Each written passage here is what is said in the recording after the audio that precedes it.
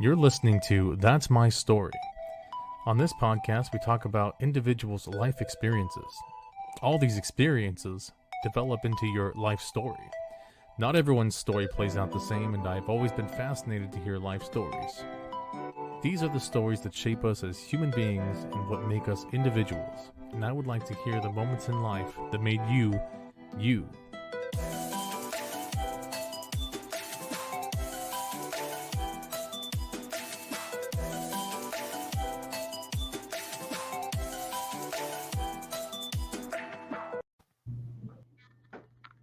Hey, how's it going, everybody? Welcome to That's My Story. I am your host, George Lugo, and today we have a very special guest, Mr. Chris Scarfo. How are you doing, buddy? Very good. And you, buddy? I'm doing well, man. I haven't really had a conversation with you in so long. Yeah, I think since pretty much since I've been on the Speakeasy. Speakeasy, yeah. Yeah, Yeah, it's been a while now. yeah. Life has been interesting to say the least for the last 18 months, 2 years, right? It really has been, man. How has that nonsense been treating you? So I mean, here in Quebec, Canada, we've been pretty strict on lockdown. Everything has been closed on and off pretty much since the beginning. Restaurants were hit the worst. Restaurants and bars and like any music venue has been like shut down completely. We opened up a little stint last summer for about a month and a half, 2 months, and then shut down again when school started up. And then this year we've been shut down since school started up pretty much all the way till just recently when we started opening up again. So life has been different. I had a work job I had a job that allowed me to go into the office. So I wasn't working from home, but there was also a bit where they were shut down as well. So I was off work for about 2.5 months or so. Okay. So yeah, so been taking it easy with the wife and kid. As we'll get into a bit later, there was some health issues with my father that kind of will be the focal point of this conversation once we get to that. But COVID has been a son of a bitch for many reasons in my family in particular that are maybe a little bit different, but just because like work wise we were pretty much status quo, it was pretty good. We had takeout, so the restaurants were okay because yeah, that's another caveat. Takeout was fine or delivery, but just no sit-in, no dine-in. Yeah. But I mean, like I miss going to shows. I miss the movies. They also started opening up about the month of March this year, but so it's been crazy. Yeah, it has been crazy to say the least. Yeah, COVID has really affected just basically the entire world and everyone's living situation. Shut down a lot of businesses, Yeah. Yeah, And you being a delivery driver, you must have been worked to the bone. to the bone. Yeah, that's something that a lot of people took for granted. We've been ordering off of Amazon for the last like decade or so, and Mhm. expecting 2-day delivery. And now when everything shuts down, the world goes, well, we're just going to order everything off of our online, and then they never anticipate that bottleneck that happens when the demand rises tenfold. Yeah, yeah. Usually, like between the last week and the last week of November, the first week of January is what we call peak season, right? So Yeah, that's like our heaviest time of the year, and it's like yeah. we'll go from doing like 80,000 packages as a whole building to doing like 150 to 160. So it literally doubles Hmm. just in that short time frame. But last year it was like that all year round, sometimes more. So Yeah, yeah. on average, like after the first like 3 or 4 months of lockdown, I was working about 12 to 13 hours a day. So it was pretty intense. Yeah, we where I'm working now, I'm actually working for a fitness company doing tech support, and basically they as well have a busy season from Black Friday till about March. So their busy season went from Black Friday 2019 all the way till now. They're still in their busy season because gyms have been closed down here too, and pretty much across Canada, gyms have been closed more or less the whole time, and it's really silly I spoke about this on an episode on my podcast that's going to be releasing eventually, where like your physical health and your immune system and the things that can help you fight any virus, not just particularly COVID, but a cold, um, the flu, anything like this. Stuff like that. These things can help, and these were like the first things that got shut down, and it's even sillier because most people who are health conscious are already washing their hands and already covering their mouth when they cough. It's the people that don't necessarily take care of their physical health are also neglecting their what's it called, their sanitation habits. So like it's kind of silly that we penalized all the people that are taking care of their physical health at a detriment to their actual health. Like there was never any proof that showed that COVID infiltrated in gyms and there was outbreaks and all this. In fact, it was quite the opposite. So, but yeah, because gyms have been closed, the company I'm working for now is super swamped. Where like kind of like delivery, they were at usually their busy season, like I said, was from Black Friday to March. Mhm. They've been busy since Black Friday 2019, and like their busiest seasons would maybe cause a 4-day delay in email response, let's say, and now we're at I think we're at 20 days. So, and we've been 20-day backlogged since like over 18 months now. So it's insane. Oh wow, that is absolutely insane. Yeah. And we can't hold on to staff and all this stuff. It's the other stuff that happens regularly in a call center environment. So it's quite interesting. Jeez, that's super intense. Oh man, um, yeah, man, I'm pretty much over COVID. Just Yeah. in a sense. Yeah, and I mean, like, so we're in Quebec. We're opening up right now. Like, we're slowly starting to lift all kinds of restrictions. Restaurants are opening, venues are opening with small crowds. We just had our first hockey game. The Montreal Canadiens game 6 was at home. They had 2,500 people, and I think the capacity is like 23,000 or something. So it was like really, really, really small crowd, but they're trying it. Mhm. So there's light at the end of the tunnel with all they're planning on vaccinating 75% of the population that's able to get it, because now we're doing I think 12 years old and up, no one younger than that. But so yeah, so they're planning to get to 75 before the end of 75% before the end of June, and once everyone has their first dose, they'll start doing second doses after that type thing. And they say once that happens, COVID is cured. So let's see what happens. We'll see what happens when that comes around. Because I mean, there's a lot of people, especially over here, that they're so against getting the vaccination. Mm-hmm, Like mm-hmm. I don't understand why you're against getting the vaccination. They gave you vaccinations for, I don't know, like polio and smallpox and stuff. Like I mean, Yeah, stuff is like you just get the vaccination. It's only going to help. It's not going to hurt. yeah. And I mean, I've heard people argue that what happens in 5 years and 10 years, and like people saying, oh, it's making us it'll sterilize men and women and this and that. And it's like, well, I don't think this vaccine works that way. Like if they really wanted to do something like that, they would maybe find another way to not shut the world down for 18 months. They would do it, I think, more drastically, like, I don't know, spread gas over the cities or something. Like Yeah. they wouldn't have to ruin the world economy for 18 months to get to this. I think people who think that are foolish, and they're just conspiracy theorists, like freaks. They're just trying to grab onto something that makes headlines. But if they wanted to sterilize everyone, they put shit in our food like they're already doing. Like Exactly. It's easier access that way because they know you're going to eat it, or water, like they'll know you drink it. So exactly. yeah, So, it doesn't make but sense like for to think that you would be sterilized by getting a shot, because it's not yeah. going to everyone, because you have the option to take it. Right. So So far. Well, and then the other, like, people push it further. They're like, well, but if I want to travel, they're forcing me to get the vaccine and this and that. And it's like, yeah, kind of, but you still have the choice, right? So, you still have the choice. You can but see the world, or you can just stay home. Yeah, yeah. So I am also way over COVID.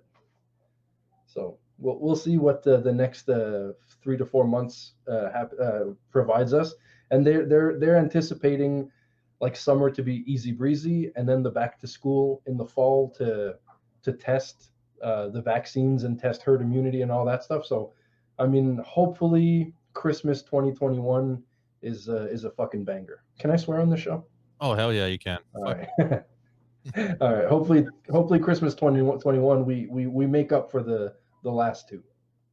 Okay, for sure. I'm hoping, yeah, hoping all that's gonna go away. Let's because you're in Quebec, right? Let's talk about Canada for a little bit, just not COVID related, but just what is it like living in Canada? I never. So it's cold. That's it definitely forges character between the months of, we'll say, October to March. You know, Ooh, it gets cold as hell. I'll unfortunately for your listeners in the U.S., I'm going to speak in Celsius because I'm not too good with that conversion. But we regularly hit like minus 20s and minus 30s, and with the wind chill and all that, you know, we see some cold. We see a ton of snow. As of late, we haven't had a ton of snow the last 2 winters, but you know, we regularly see like a foot of snow in one snowfall, you know, overnight. That happens on the regular, and yeah, so it's cold for one. For two, it's not as friendly as most people think. There are friendly people for sure, but um, I think people that are like tourists, Canadian tourists, are seen as friendly people, but most shitheads just stay home. so so when you're in Canada, it's maybe a different story, but the travelers, I guess, are more of the friendly type. okay. But they're, you know, it's not as nice as everyone says, but it's still a nice place and beautiful scenery. The country has everything because we get like really really cold, but there's like on the west coast in BC in British Columbia, we are a bit closer to like the California type weather, and so they don't see as much cold or as low, let's say, but they get some snow and all that. But the so we have the Rocky Mountains on the west, we have the prairies in the middle, which not much to see in the prairies. It's flatland, you know. Yeah. And then once you get into Ontario, Quebec, and the eastern provinces, it's lakes galore. We have thousands and thousands of lakes. So if you like fishing or the forests that surround them, it's beautiful. So that's Canada. That's pretty awesome, man. I've always wanted to go. I didn't travel a lot when I was younger, and like now I'm like a little bit older and have a family, and I'm like, I want to go travel. I'm like, but I just can't afford to travel with the whole family at the moment. So Yeah, I yeah, got, and it's not easy. You know, how many kids you got, George? I have two. I have, Yeah, so you know, you book anything touristy, let's say, and it's like well, Canadian will say 2,000 bucks a head, and like American maybe like 1,200 American, you know, and that's hefty, you know, that's yeah, big bucks. yeah, So I would suggest if you do something Canada wise for travel, like road trips are the way to go. You know, rent a Winnebago or something to that effect, and just drive across the country, and it'll be the journey of a lifetime. yeah. That's definitely something I've been wanting to do too. Because like I do drive for a living, but I actually find joy in actually driving. Yeah. That was one of the benefits of me getting that job, because I love to be behind the wheel. So I mean, I've always Hmm. wanted to just do that, like drive like cross country. So that would probably be a pretty good solution for travel. And it'd be cost effective, right? You don't have to pay for hotels, and hopefully the Winnebago has like a stove setup or a barbecue or something, and Yeah, save money on foods and stuff. That's one thing in Canada. The U.S. has like really really cheap restaurants. I find anyways, like the cost for food is really not expensive, but in Canada you get the fast foods, and there's some like little small uh, burger joints and stuff like that you can get away with. But most food here is pretty pricey. okay. I'll have to remember that. But I hear the food is pretty amazing out there. Yeah, we do have some great cuisine. Quebec is famous for poutine, which is fries, gravy, and cheese curds. Yeah. And it's quite frankly a masterpiece. But we have some of the best cooks across the globe come from Canada. There's Matty Matheson. Eddie Matheson. I was just gonna say, I just listened to some of his shows. He has man. crazy foods, man. Yeah, and so we've got quite a few renowned chefs, and the cuisine, I find we take a bit from like the France European cuisine, but not as much as one might think, particularly in Quebec, I guess. But yeah, we definitely enjoy rich foods, and we enjoy rich flavors, and not so much salty, not so much well, I guess greasy is kind of on the top of the list there, but just flavorful. That's kind of how I would describe it. Flavorful. Let's talk about since you're up there in Canada, what's the music scene like? We have an awesome music scene in the main city. So in Montreal, in Toronto, in Vancouver, all across the country, we've got some meccas, if you will. In Montreal, particularly, I find is the big one. At least as of late, there's a band called The Damn Truth. Shout out to the boys in The Damn Truth, the boys and lady in The Damn Truth. They're a rock band that are really, really, really transcending what music is today. They have kind of like a Led Zeppelin sound, and the woman vocals is really punchy. Great band. Toronto too has a kick-ass music scene, mostly indie music, and I mean obviously Drake, the rapper, comes from Toronto. There's the music used to be where it was at. I used to play music in the early 2000s, and we had a crazy underground punk rock scene, and hip hop was really, really big. I think in the last 5 to 10 years though, everything has shifted online. So now, like, good music is coming from everywhere. You don't necessarily have to be in Montreal to find it and to hear about it. So that has kind of shifted people away from like actually doing tours and like playing, a dozen venues in 2 weeks, like we used to have to do back in the day. So like the let's say the show scene has kind of disappeared, and I mean COVID completely fucking killed that even more. But even prior to COVID, like basically big bands would do shows, but local and underground stuff, I haven't heard of much new stuff that actually toured around. Most of that stuff is found online now. Okay. Let's talk about your favorite genre of music. I'm a punk rocker. I would put that on the top of my list. However, I'm a huge hip hop head as well, and a singer songwriter, folk type music, emo, metal, little bit of country, if it sounds good, if it's the right kind of country. Yeah, it's got the right kind. Yeah, Brad Paisley is kind of cool. I love his guitar playing, and he's a cool cat. So he's innovative. He plays very rock style country music, and it's good. But like Dallas Green, he's a Canadian singer. He's he is City and Color.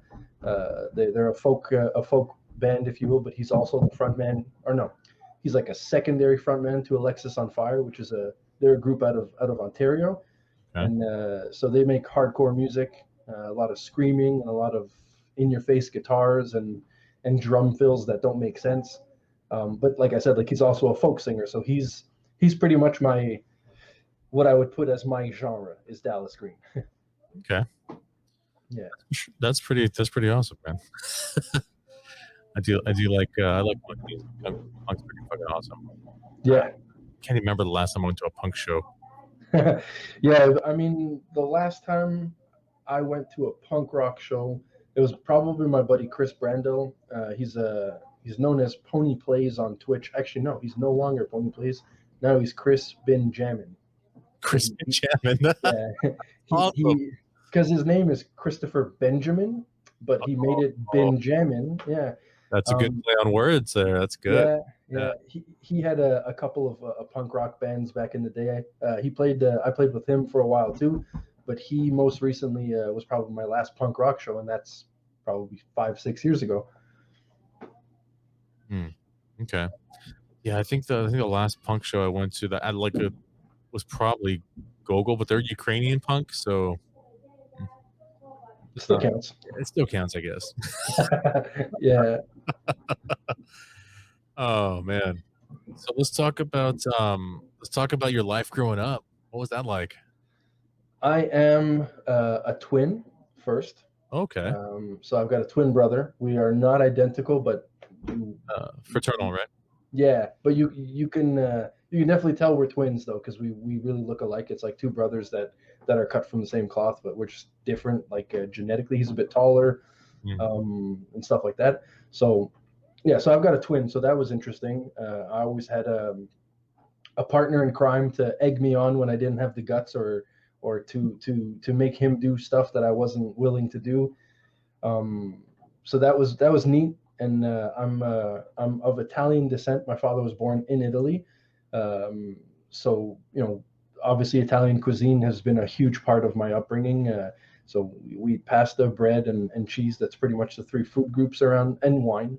So there's four food groups in the Italian cuisine, and yeah, I have two older sisters, and basically my childhood was getting into trouble with my brother, looking up to my sisters and their friends and doing shit that they were doing, and yeah, have my dad worked a ton. He was it was a sole bread earner, which I think you could probably relate your time. I'll go out on a limb and say in your home, provided your folks were stayed together, there was a sole bread earner. That's how it was back in the 80s and stuff, 70s and 80s. Yeah. But so yeah, so my father worked a ton, and yeah, my mom basically raised my brother and I to be respectful young men, and she was like our hockey coach, our soccer coach, our baseball coach. She Nice. did all that cool stuff. So I've always said that I have that type of upbringing where like women were super important for me, and just good old Italian values. Nice. So, have you been to the Motherland? No, I have not. That's one thing that my wife and I were actually planning 2 years ago. We were like, our next trip is going to be Europe, and then COVID shut that shit down. And it's actually, it goes even a step further. For my mom's 65th birthday, which was 2 years ago, we had planned on taking my dad back and celebrating my mom's birthday in Italy and all that. Mhm. And obviously COVID shut that shit right down. But again, like we'll get to the focal point of this great discussion of what made me who I am today, and because of that, I have a strong feeling that the Italy trip will still happen. So I've got faith that I will return to the motherland. That's good, man. That's good. Is there any part of Italy that you want to see more than the rest? Like if you had to narrow it down to like one specific spot. I mean, for sure. My father was born in Cosenza, in the region of Calabria, which is kind of the heel of the boot, if you will. Okay. So I would love to go down to the southern area, and they say that most of the touristy stuff is in the north, like Rome and Rome, Venice Venice. and all that stuff. So, but they do also say that in Sicily, it's picturesque and the food is amazing, and it's also interesting, like to see and to experience. So I think just for the sake of going back to the actual motherland, I would go to the southern part. However, that being said, a trip across the pond is not something you do for 1 week. You generally try to plan 2 weeks or even 3 weeks. Yeah. So you'd be able to travel around. However, if you do 3 weeks in Europe, do you stay in Italy the whole time, or do you visit Greece and you visit Paris or France and you visit the other places too? So there's definitely choices that need to be made at that point. But I would probably stick to the south and hit Sicily and see what happens once the planning begins. Yeah, definitely. Man, that's a good point. Like, if you are over there, like you could just make a big trip out of it and hit up some of those connecting countries. Yeah, they have the train pass. I don't remember what it's called, but it's something crazy like 300 euros, let's say, for the month, and you have unlimited access to train trips, so long as it's connected on like their international lines, you know.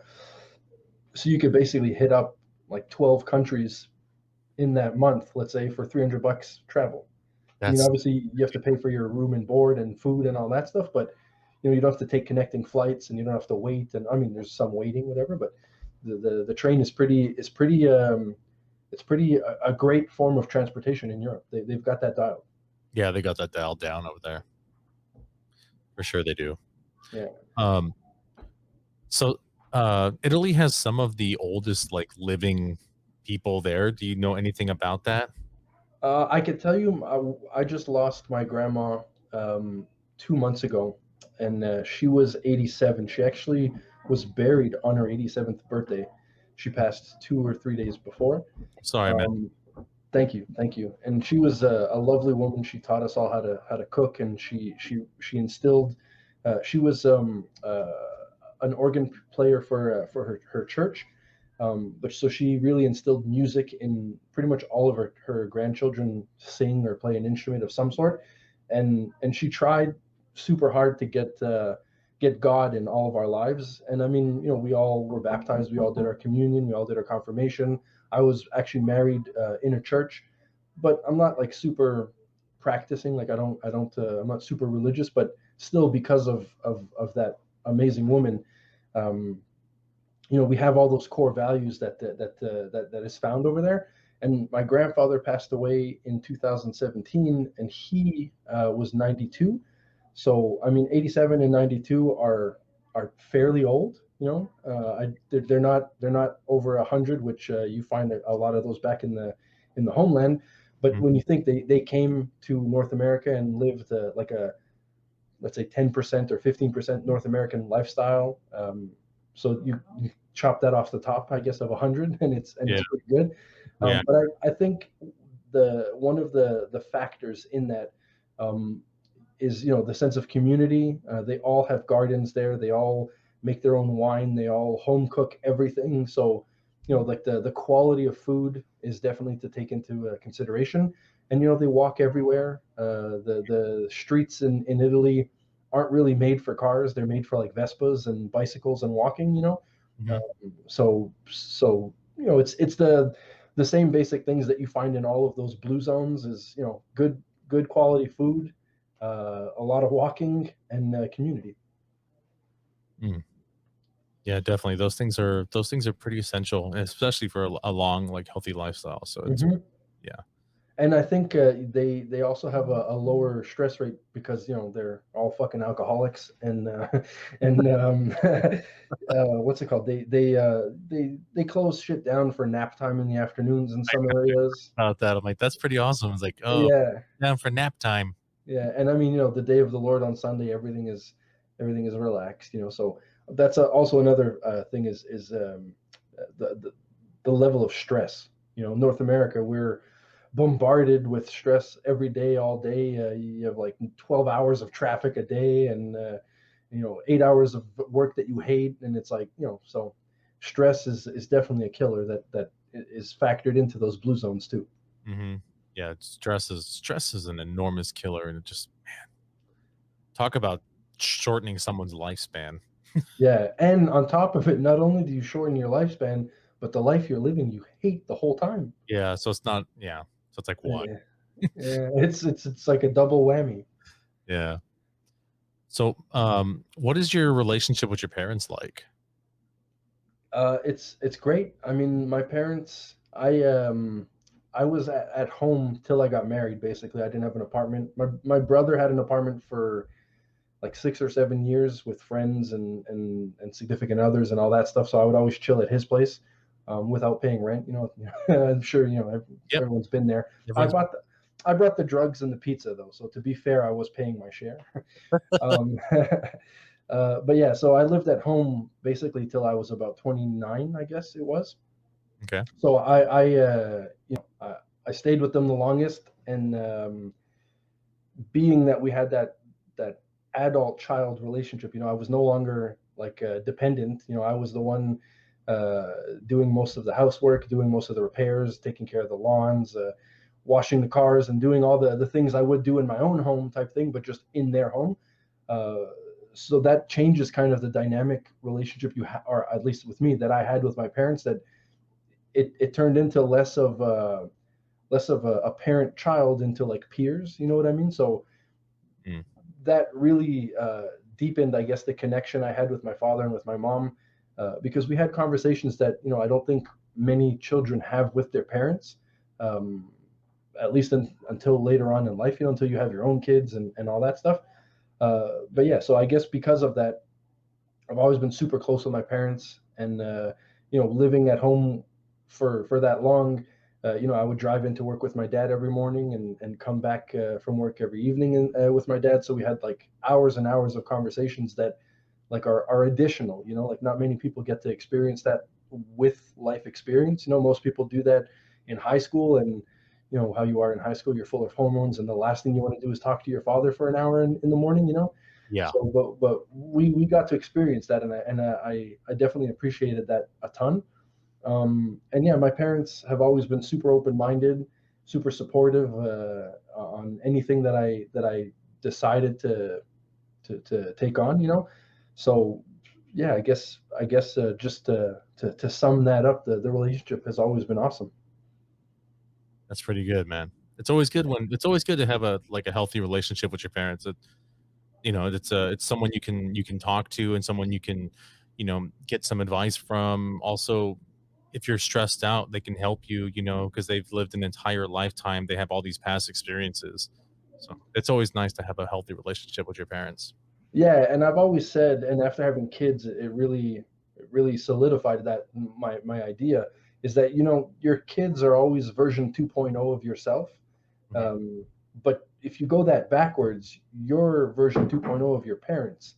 So whatever you think you're experiencing, whatever you think whatever you think, oh, they'll never understand. No, they probably lived the exact same thing and in the exact same way, or at least very similarly, because I find, like with my daughter, she reacts to things exactly like I would.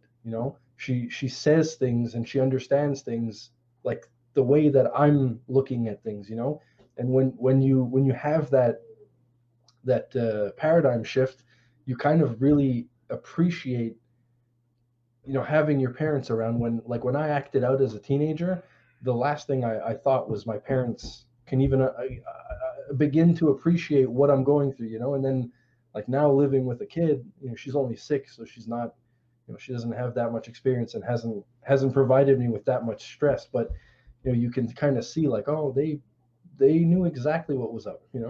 Yeah, yeah, they knew exactly what was up. Yeah, And on top of it, they knew exactly what was up, because you always think you're more clever than you actually are. But you realize when you have kids of your own that they can't hide shit from you. And I don't think that's going to change with age. Like I think the innocence of a child remains the innocence of a child, and you're always your parents' child, and they fucking read through me like glass, like crystal clear. mhm. Yeah, they So know. Yeah, they know. They know you, and they know when you're trying to hide something, or Mhm. you're not just telling them the full story. Yeah. Yeah, and plus I'm a shitty liar. Like that's one of the values that I was instilled growing up, was not to lie, right? So when I try to lie, it's like I actually just can't. Period. That's one thing I always tell my daughter. She'll say something like, "Oh, you're a liar, Dad," and I'm like, "Nope, I can't do it. I literally can't lie. Like I prefer hurting someone and destroying a relationship rather than lying, Rather than because lying about it. Yeah. it's just not me. So, Yeah. but when I was trying to lie back when I was younger, they still knew. So. Yeah. Yeah. I mean, yeah, don't underestimate your parents and what they've been through and whatnot. And they raised you since day one. They know Mhm. they know what you're doing. Oh yeah. Oh yeah. They know what you're doing. So I know you mentioned like your daughter and your wife. How did you meet your wife? So we're, I guess, what you would call your average not millennial, but Gen's. Are we Gen Z? I don't even know what we are. We're not millennials. We're just on the cusp though. We're on the But cusp.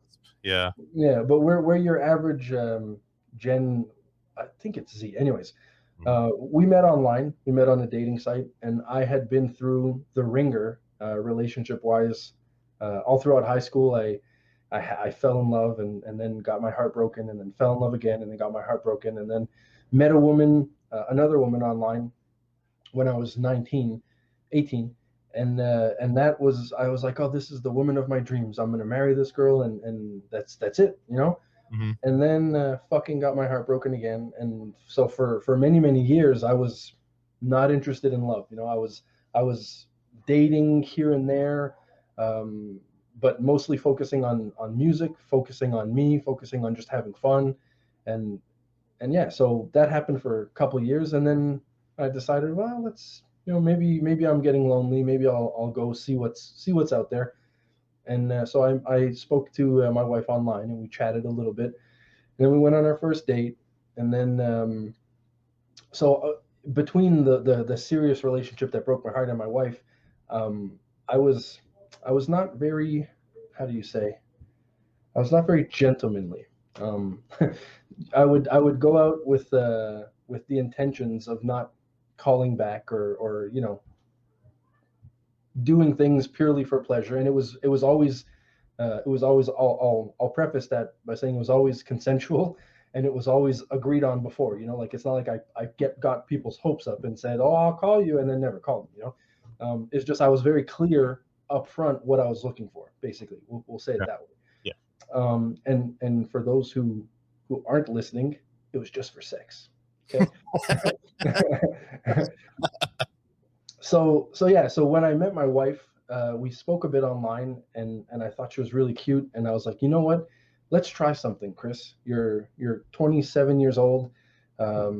Let's try it's something I saw in a movie, and I wish I could remember which movie, but it's the 3-date rule. So before making your move, you wait 3 dates. And essentially, I'll cut right to the chase. We're married and we have a kid now, you know. So obviously, the 3-date rule, there's something behind that. But the way I interpreted that was, without having sex up front as the main goal, and without expectations and all this stuff, I was able to actually converse and actually connect with her, you know. And yeah, so essentially we went on to form a lovely couple. And even after the 3-date rule, I still wasn't like convinced that this was the woman I was going to spend the rest of my life with. You know, we dated, and for the first probably 3 to 4 months, I was still really hesitant on opening up that part of me. But you know, the more things got serious, and the more things, you know, we traveled a little bit together. We went to movies, and we did like sightseeing and museums and other stuff that, you know, couples do, right? That wasn't strictly for pleasure, you know. Mm-hmm. And yeah, so I actually had a conversation with my father at one point, and I said, you know, I don't know if I'm seeing myself raising kids with this woman, you know. So I don't really want to open myself up that way. And he kind of looked at me, and he said, and what if you don't set those expectations that high? Like maybe you're putting too much pressure on this girl too quick. Like, why don't you start small? Why don't you see if you want to be with her for the next month or 2 months or 6 months or whatever? You don't have to plan your child's college future right now, you know? Yeah. And yeah, so I took a step back, and I said, you know what? Let's give that a try. Let's take this day by day. And yeah, next thing you knew, it was 4 or 5 months later, and I had completely fallen madly in love with this woman. And yeah, I proposed, and she said yes, and the rest is history. Oh man, that's awesome. Yeah, the 3-date rule. So for those taking notes, try it. Try out the 3-date rule. That's a cool story, man. I like Yeah. it. And like, I mean, you know, for people who knock on dating sites, I guess now with Tinder and with all, you know, the quick attention spans that we all seem to be falling deeper and deeper into. I think it's gotten even harder to meet like a real or have an honest, real connection at this point. But I think the 3 date rule is more helpful now than ever, because most people are doing what I was doing for the longest time, was just they don't even wait, they don't even go out for food. They just meet, they fuck, and then it's next, you know. And it's like that, you're never going to get a solid relationship with that work ethic.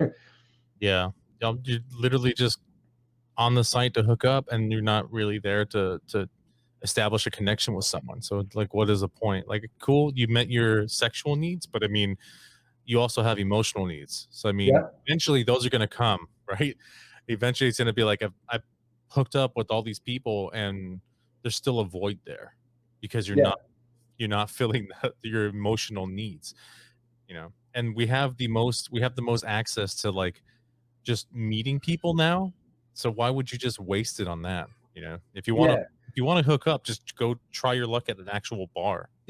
Yeah. I don't even know who goes to bars anymore. I mean, with COVID, I guess, that's in my neck of the woods, it's they dead. But they just started opening up bars over here for us, so yeah. I can't wait to go.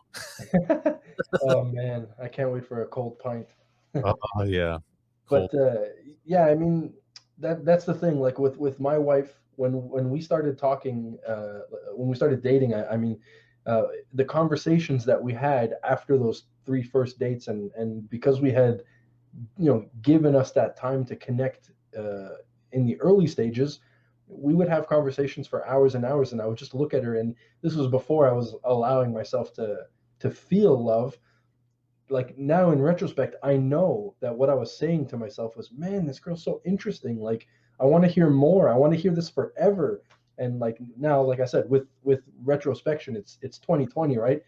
For sure, that's what was going on. But I find people, you know, if you don't give yourself that opportunity, it won't happen. So, you know. Yeah, definitely. Yeah, if you don't give yourself the opportunity, it's definitely not going to happen. Yeah. So let's dive a little bit deeper.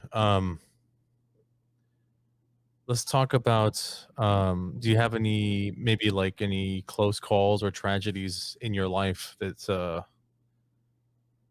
were like, I wouldn't say like maybe like inspirational, like something came out of that tragedy or close call? So mine and my brother's lives started quite abruptly. Um, Basically, my mom's water broke, and we're talking about in 1985, so 35 years ago. Her water broke at 25 weeks, I believe it was. So super, super early on. That's like maybe 5 months pregnant or 6 months pregnant or something. And back in those days, the neonatal departments and hospitals and the premature departments were like fucking basic, you know, like they basically looked at you and they're like, put them in an incubator and pray, you know. And pray, yeah. So most doctors that she saw were like, you know, you've got 2 kids at home. You should probably take care of them and be happy. Like she had a 7-year-old and a 5-year-old. So she's like, or the doctors were like, you know, be happy with them, and you know, maybe just let these 2 go. You know, like maybe they're not gonna survive. And my mom was like, "Are you fucking crazy? I'm holding 2 babies in me. I'm not just gonna abort them. They're essentially healthy, right?" Mm-hmm. So yeah, so she was bedridden for a couple of weeks after that. But you know, have you ever met a bedridden mom with a 5 and a 7-year-old? Especially like a housewife, it doesn't exist. She wasn't really bedridden, but so she was doing what she had to do. And yeah, so we came out at I want to say it was 30 weeks, so 10 weeks early. And like I weighed 2 pounds, my brother weighed 2.5 pounds. We were Yeah. fucking tiny, tiny, tiny little things. And so that miracle happened right at the start of our lives. And today it's super inspirational, but like back then obviously didn't inspire me to do anything. I was just trying to breathe and live, you know. But so that's an interesting way to start life, is with that kind of setback, if you will, right off the start, because we weren't super thriving for the first year or 2 of our lives. And essentially the only thing we did for the first 2 years, apparently, if you if you listen to the legends, is cry. All we did was cry and scream. So, and like when I would cry and scream, my brother would shut up, and then he would be like, "Okay, I'm gonna start now." So he would cry and scream, and I would shut up. I would take a rest. But so like my parents never got any rest, right? But so yeah, so that's how our life started. That's a little inspirational, if you will. And since then, I've been lucky enough that I never had any major accidents. I never had major surgeries. Never had any real major health scares or anything like that. Um, so unfortunately for that aspect, I mean, or fortunately for me, I never had any of those close calls, if you will. Mm-hmm. So, but like just the starting as a life as a premature baby and I guess having to fight your way right from the start kind of instilled a different work ethic in us. Mm-hmm. So Okay, man, that's crazy.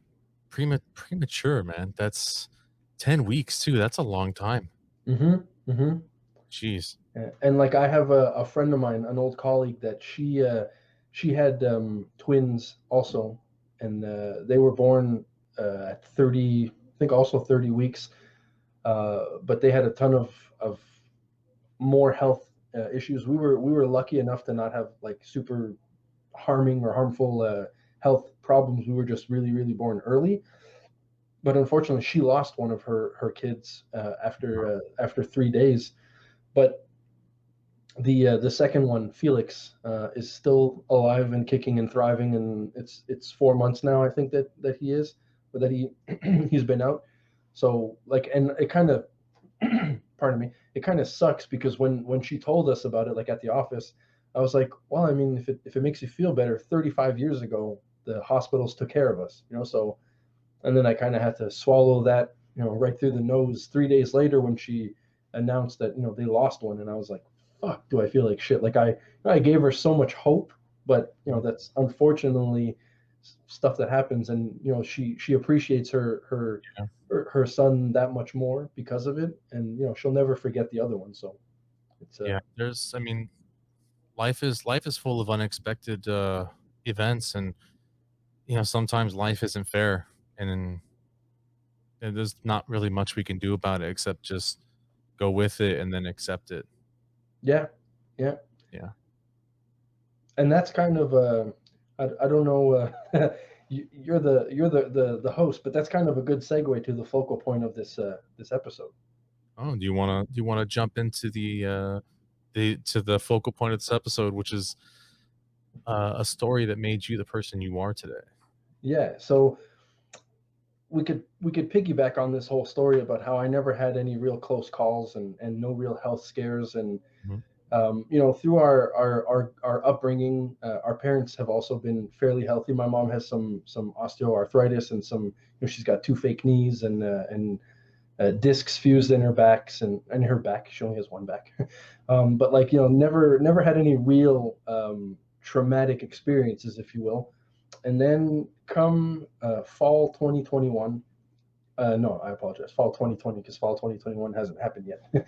Come fall 2020, and my father gets diagnosed with leukemia, and so basically there's a few types of leukemias, and the one they decided on, let's say the one they figured it was because of the percent of cancer that was in his blood, it was MDS. It's called MDS, and basically they do outpatient treatment for, I think it was 4 months or so. And they hope that it hasn't transformed into a more severe form of leukemia and that it's basically stabilized. And the idea is to get your health to a point where you're eligible to do a bone marrow transplant. So they did those treatments, and all the while, like we got hit like a meteor struck the earth. Like our the pillar of our family. The you know our the he's the oldest of five kids as well. And being that his dad had passed away in 2017, he was the patriarch, and always he's worked his whole life, never got an ounce of retirement. He's 67 now, but so never tasted retirement up until the day he gets this diagnosis that shatters his life and everyone around him. So does 4 months of treatment, and MDS, which is let's say, not so aggressive form of leukemia didn't change. It didn't get any better. It actually mutated into AML, which is a acute myo something something something leukemia. So it's a more aggressive form of cancer, and so yeah, so they basically announced to him that you need to do complete intense chemo treatment, bring your immune system down to zero, stay in the hospital also, because before it was outpatient that they were able to do, like he would go in once a week for treatment and maybe another time during that week for blood tests and whatever, but now he had to stay in the hospital. But the kicker is, COVID doesn't allow visitors, so he had to do that essentially alone. They, as crazy as it sounds, they would allow my mom there from 9 in the morning till 7 at night, visiting hours type thing. But she had to go home to sleep. It was like, you'll have her here all day. And, I don't really get some of the fine print in these restrictions that they placed on everyone, like if you're going to send her home, she's probably more dangerous when she comes back than had she stayed, Yeah, exactly.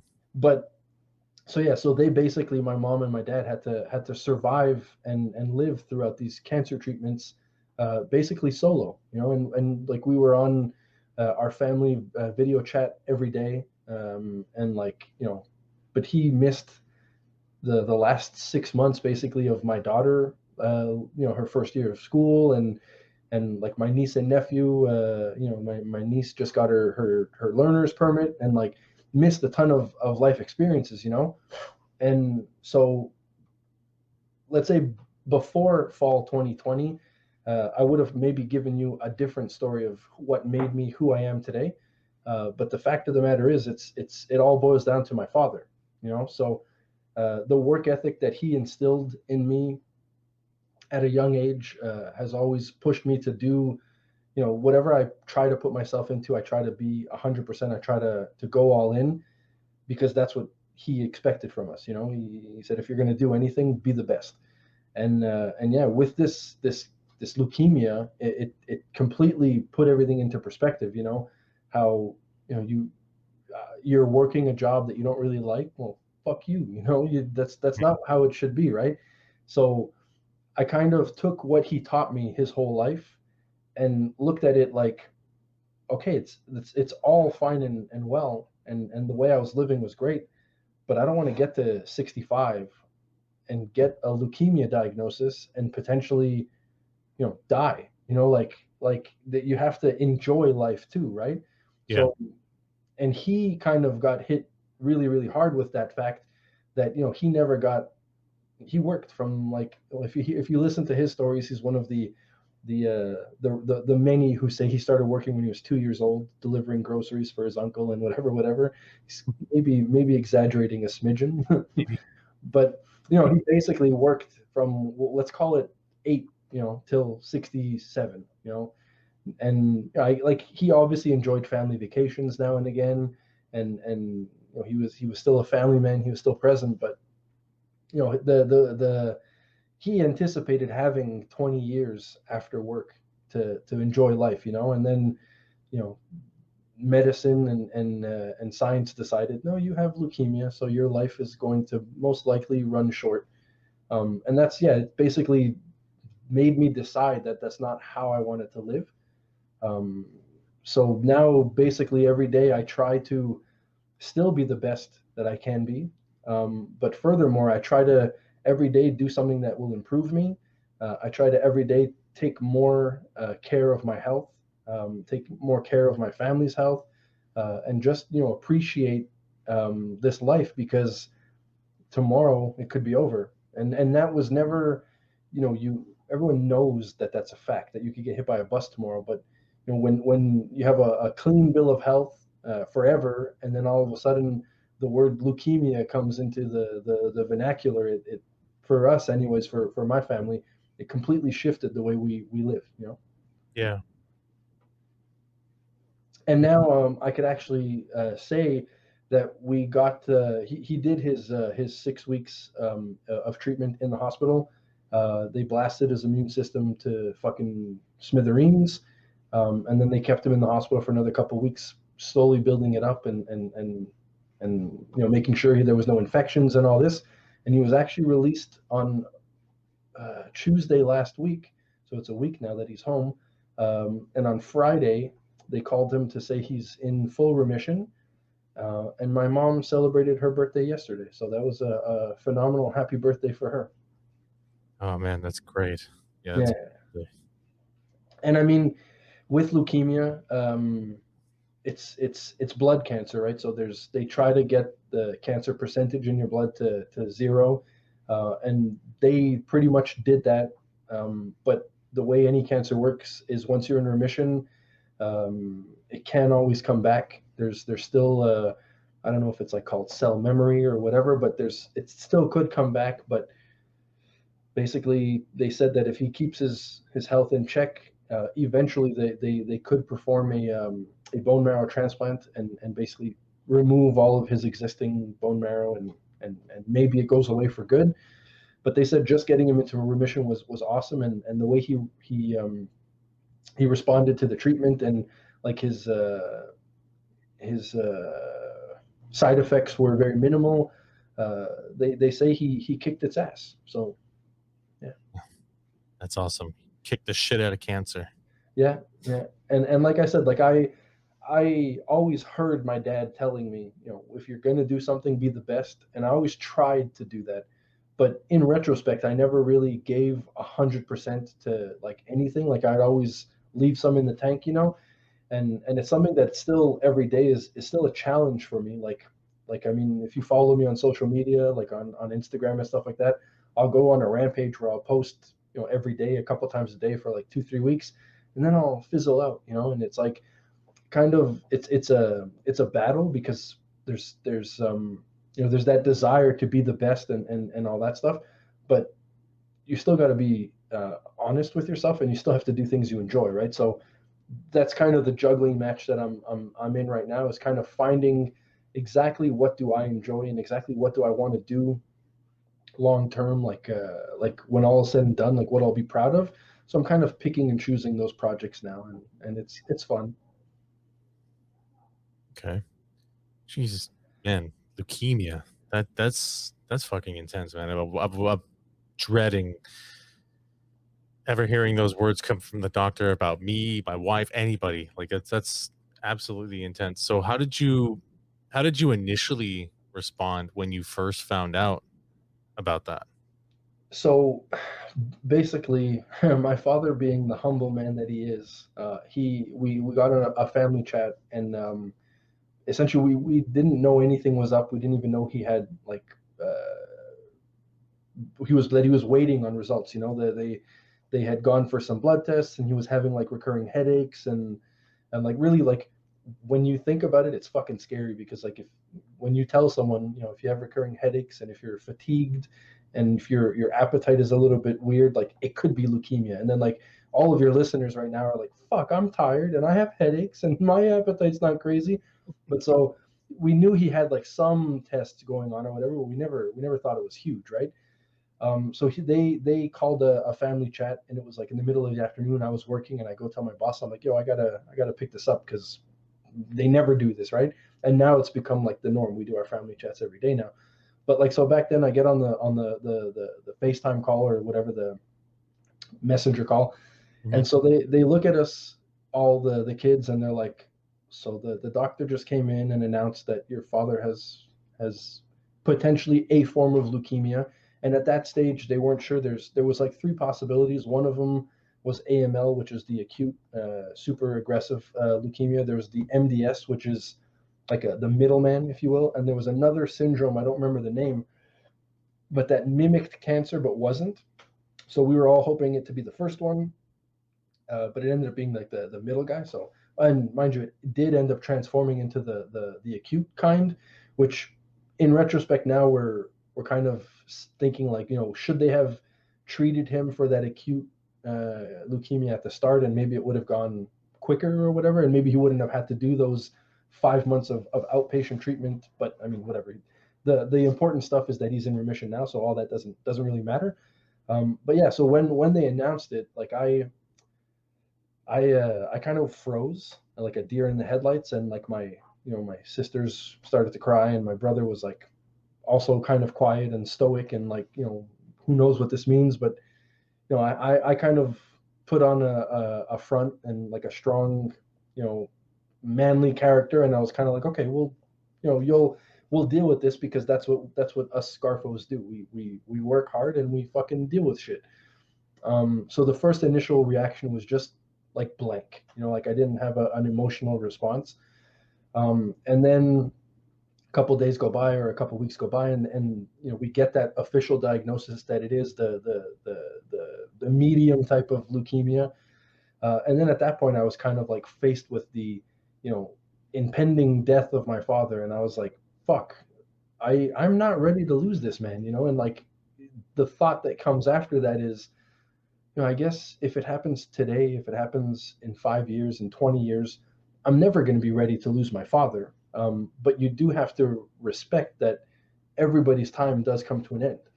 So I kind of went through that grieving phase where, like, I dealt with his death before it even happened, and I think that helped me tremendously in the sense that every time I would speak to my father, every time I would see my father, I appreciated that could have been the last time, So like your appreciation, or my appreciation for every interaction I have now with him or with anybody has gone up.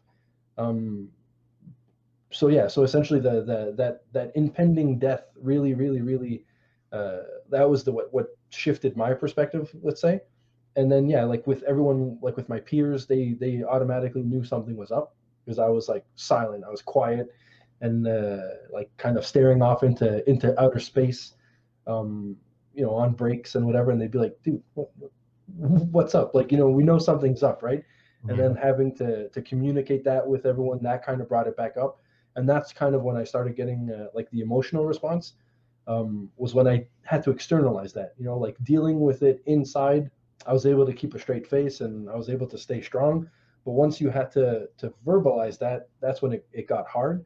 And so, I dealt with tears, and I dealt with anger, and I dealt with denial and all that stuff, the standard emotions, I guess, that you go through. And then, the cherry on the sundae is, having to explain to your 5-year-old, grandpa's sick, and we don't really know what's going to happen, right? And like my daughter has dealt with my grandfather's death when she was 3, and my wife's grandmother's death when she was like 4. So she's been around it, but not at this developmental stage of her life, where now she, they kind of get it, more and more, obviously, with life experience. She understands it more. Yeah. So like a cute story, when my grandfather died, she was 3, and we had it catered, right? There was like a little service with food, and so she prepared herself a plate of food, and then she prepared a second plate of food, and everyone was sitting, there was like a place where there's tables and stuff, in like a separate room, not in the room where the casket was. And so she went to go sit next to my grandfather, and when I went to, I poked at her and I said, hey hon, what are you doing with 2 plates of food? Are you really that hungry? And she goes, no, it's for when grandpa wakes up. And it's like, oh, that's so sweet. Like, she thought he was sleeping, she didn't understand that death was like permanent. But so that was 3, and now jump 3 years later, and now her understanding of death is a little bit greater. She understands a bit more that, death means that you never get to see them again. But so that added another, let's say, chapter to that whole experience, which is, okay, I have to deal with my father having this illness and potentially dying, but I also have to navigate my daughter through the rest of her life, where death is involved, and you don't want to traumatize them, in my opinion, and you don't want it to be so that they're super afraid of death, and everything death becomes like a taboo type thing, because that's no way to live either, like. Yeah. So I remember my first dive in with death was a cousin of my father's or something passed away. She was really young, and yeah, that was like my first deal with death. But it was kind of like, she was kind of distant for me. Like, I didn't see her super often, so it wasn't that big. And then Andre the Giant passes away. He's a wrestler, and that fucking destroyed my life. Like I cried for I think 3 weeks when Andre the Giant died, and it was kind of like it didn't matter how close or far he was at that point. I was able to accept the fact that I'll never see Andre the Giant again. And then you deal with the fact like, oh shit, one day I disappear too. And so that's where we're at kind of with my daughter. She hasn't really I don't think internalized the fact that we all die, but she knows that when people die, that's it, that's a wrap. So that was something that you have to deal with that too while dealing with all your emotions. You got to navigate your kids through that too, and it's just it's been a trip. But now he's in remission, and like I said, I'm trying now every day to already in the back of my mind every day waking up was do the things that will make your parents proud. That's I think what everyone really thinks realistically, but like now it's like it's deep, so that's what's up. That's what's up.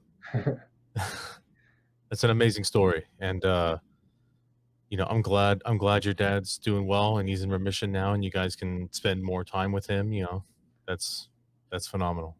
Yeah, and so we, like I said, everything's opening up a bit now. The restrictions are that we can have up to 8 people in your home from 3 different addresses. And I mean, no one's really fucking checking this. You know what I mean? No one's going door to door and checking everyone's ID. But if you do get caught, there are serious fines that can happen.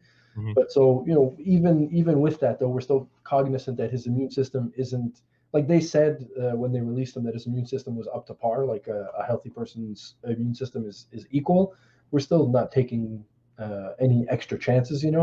But we're doing outdoor barbecues and that sort of thing as much as we can. So Yeah, that's good, man. Yeah, it's also gonna help his the healing process if he sees other friends and family. for sure, yeah. And like that's one thing that that hurt him the most in the sense that he was never like an athlete, if you will, but like being in the hospital for 6 weeks with chemo and all that stuff, like his endurance got like really ruined, and like doing a flight of stairs now and he's out of breath. So that's something that we're trying to get him to work on as much as possible, and that takes encouragement, and it takes that community. Like you got to do it with him. Kind of take him by the hand and let's go, pops. Right. Yeah. That's I can't even imagine, because I know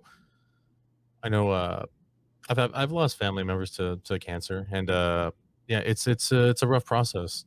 It's a rough process. So I'm glad that your dad's doing well, and then you guys all have each other, and that's fucking phenomenal. Yeah, and that's kind of the miracle that is modern day science. Like back in, let's say as late as the 2000s, or we'll say the 90s, like cancer was a fucking death sentence. Hmm. And didn't matter what kind of cancer. Like let's say in the early 2000s, breast cancer started to be like, oh, it's 1 in 3 will die, or not 1 in 3, like 1 in 10 will pass away, or 1 in 50, and it kept getting better and better. But like leukemias and like brain cancers and like the bigger ones, they were still death sentences up until super recently. And now it kind of shows that chemo treatment is in my mind like archaic. They basically blast you with fucking nuclear medicine to destroy everything, all the good and the bad. Yeah, so like we don't know how to kill just the bad, so everything's gonna go. Yeah, so and I mean that's the miracle that is science. It's don't fix what's not broken. It seems to be working, but hopefully there's something in the future that is even easier. But like I said, if nowadays even leukemia is beatable, or at least for the time being. Yeah. Yeah, even it is. Yeah, you can definitely overcome it now. They have the technology that you can walk away from it. It's no longer you're terminal and you only have this long to live. Yeah, that's, exactly. That's good, man. Jesus Christ, this has been like a roller coaster of stories. It's great when you approached me to discuss I was like, yeah, I know exactly how this is gonna go, and it's gonna be a roller coaster. It's gonna be interesting, and yeah, I'm glad that it was.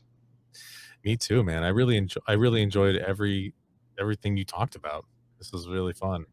You know, it's good to catch up and good to Yeah, hear some of your life experiences, man. yeah, and I appreciate you you having me on. By the way, I didn't say that at the beginning, but it feels good to be back on the mic. Oh, definitely, definitely. So I know earlier you mentioned that you have a podcast. What's your podcast about? Yeah, so I have a show. It's called the Scarfo Show, aptly named after my Scarfo heritage, my family. And essentially, I had season one 2.5 years ago when we met, Mhm. and essentially it was kind of me on a journey of kind of toying with all of the things that I'm passionate about. So music, health and fitness, entrepreneurship, writing of many forms, and just kind of speaking to professionals in all of those fields, picking their brains, seeing the tools and the tactics that they've learned, and trying to see if I implement the best ones, let's say over time, add a little bit of elbow grease and some hard work, see what's possible, you know. And season one was awesome. I learned a ton. I had some great guests on, people that are really doing big things like 2 years later, you know, that they were kind of smaller players, let's say back then, and they put in the hard work that they were talking about, that they were preaching, and you know it does work, right? The if you follow your plans and you plan properly, you can do big things. Um, but I kind of got burned out at the end of that season. I was spending a ton of time doing the editing. I was spending all the time doing like I was a solo project, right? Like I'm sure you're doing the same thing. So you know, Yeah. and especially when it's like I was in a shitty place professionally at that point. I was working for a guy. We won't call any names, but working for a shithead, for lack of a better word. And he was a chauvinist. He was racist. He was just a bad person, and he was always trying to pinch pennies from the clients in any way he could. You know, like um, just not a good situation. And yeah, he basically made it super unpleasant to go to work every day. So I Mhm. had to deal with that, and you know the working a ton on the podcast and all this, and I wasn't giving myself the opportunity to actually implement these tools that I was learning. You know, so I took some time off, and then COVID happened this year or last year, and I started up recording season two, and it was with the same let's say mission statement, which was speak to a bunch of people in a bunch of different fields, get their how tos, get their knowledge, and then try to see what's possible if you implement these things. And so I got 10 episodes recorded, but now in retrospect, I'm kind of thinking. First of all, some of them have been recorded since like July, so they're like really old. They're basically almost a year old now. They're 10 months old, so kind of outdated. And I mean, the topics that we touched upon are everlasting. You know, they're we didn't cover like many time sensitive topics, let's say, but nonetheless, like shit changes in a year. Mhm. Um, but so the fault of that was I'm still let's say touching on way too many topics. You know, like I've always heard you should niche down, and my brain unfortunately doesn't work that way. Like I have way too many interests and way too many hobbies and all this stuff. But Yeah. I think when it comes to a passion project like a podcast, to make it enjoyable over time, like long term, I think that's why niching down kind of is interesting, um, because you can focus and you could dial in on one thing, and I think your progression and your perfection of the task at hand becomes greater. So now I'm kind of toying with the idea: do I scrap everything I've recorded and do a new season two? I think, to be honest, in respect to the people that I have had on, I'll probably release this season two as I'll release them all at once, like a lump dump, if you will. Yeah. And kind of get them all out properly, and I'll shout out all the guests, and I'll do that that work properly. But I do think that the thing that's calling me the most right now is music. I've really let music go over the last like 6 to 8 years or something. Like it's always been something that like I'll pick up my guitar and I'll play for like 3 hours, but then I won't touch it for a couple of weeks, you know. But it's still something that's been calling me to perfect my craft, you know. And it's something that, you know, my parents always loved when I played music, and they always they came to every show, and they always promoted all my stuff. And it's like, I think music is where I want to focus. And with that being said, I think the podcast is going to focus more so on musicians and that kind of thing. But you know, we'll see. My brain, like I said, isn't very one track minded, so giving me those several outs is interesting for me. But you know, it like I said, it kind of ends in my experience, it doesn't end very well when it's too much all over the place. I find I lose focus because of that. And see, proof in the pudding is this is what my podcast is about, is all that last little rant. Yeah. That's definitely summed it up. I mean, yeah, my shit's kind of like the same way, and like I have like a basic outline, but I'm all over the place. But what's really good with your show though is the niche, or however you want to call it, is, let's say, the human experience, you know. And that kind of, it keeps you in the same driver's seat most of the time, you know. Your questions are similar, the topics can vary, right, like depending on the answers you get. So it is still it can stay interesting, let's say, for you, for sure. And your listeners will get a similar experience every episode, so it gives them that drive to come back. Whereas for me, if someone was coming to the show to listen to an author speak, well, the next time you got an author was maybe a month away, you know. And like 1 week would be an author, 1 week would be a personal trainer, the other week would be a musician, and then an entrepreneur. And that's what I kind of think, for me, it was super pleasant, but I don't know how many people's minds work that way. And like when you take, you know, everyone likes to go to Joe Rogan and how he can have almost anybody on, right? And he gets that attention. But if you go back to the start, he basically had comedians, and that was about it for the first 2-3 years, you know. Like he had that niche. Yeah, that's what he did. He recorded his podcast in like one of the green rooms of like Comedy Store, I think, and he's just started doing it there, and everyone's like, "What the hell are you doing?" And he's like, "It's just a little thing I do."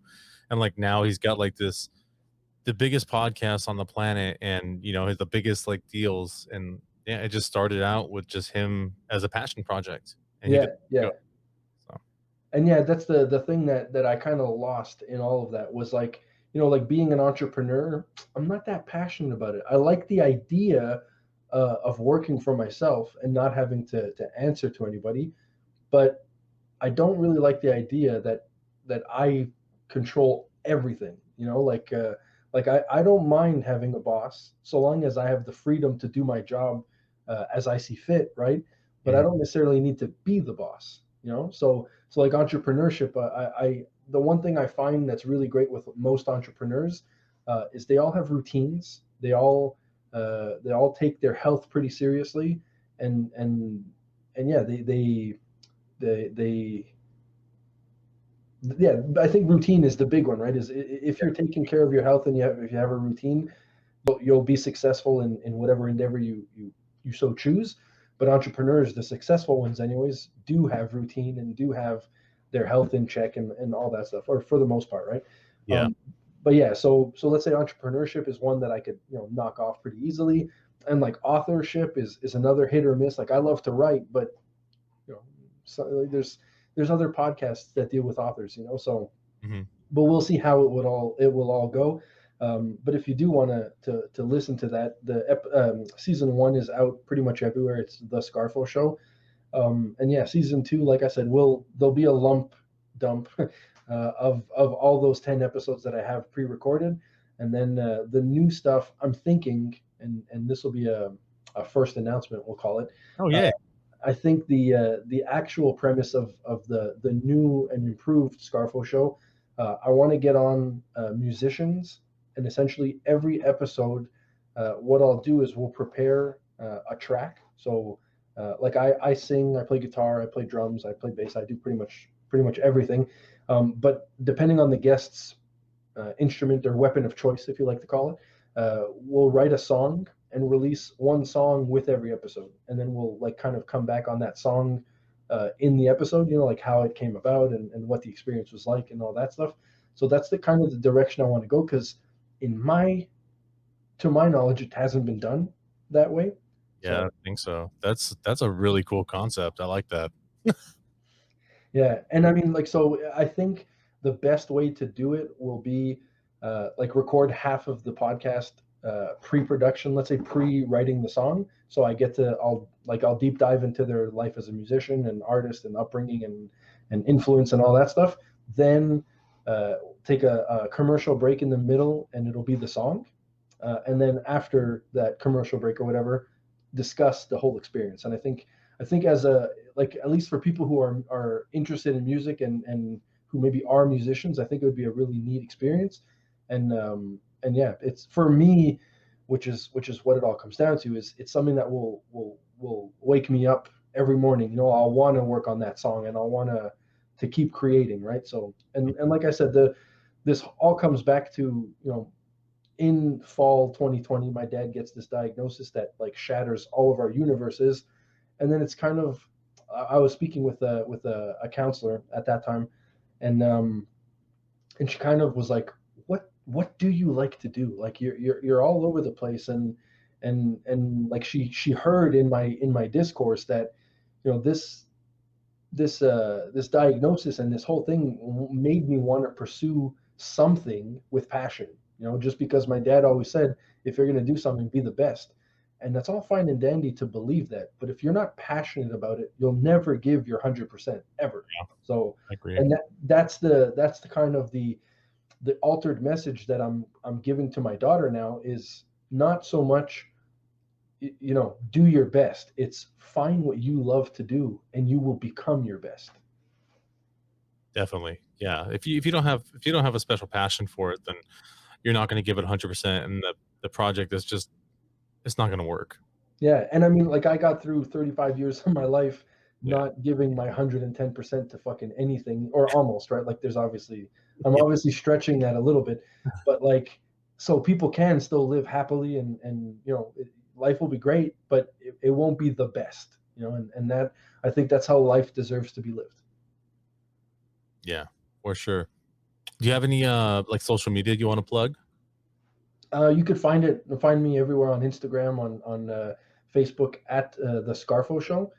And I've got a couple songs out on Spotify. I did a cover of "Say You Won't Let Go" by James Arthur.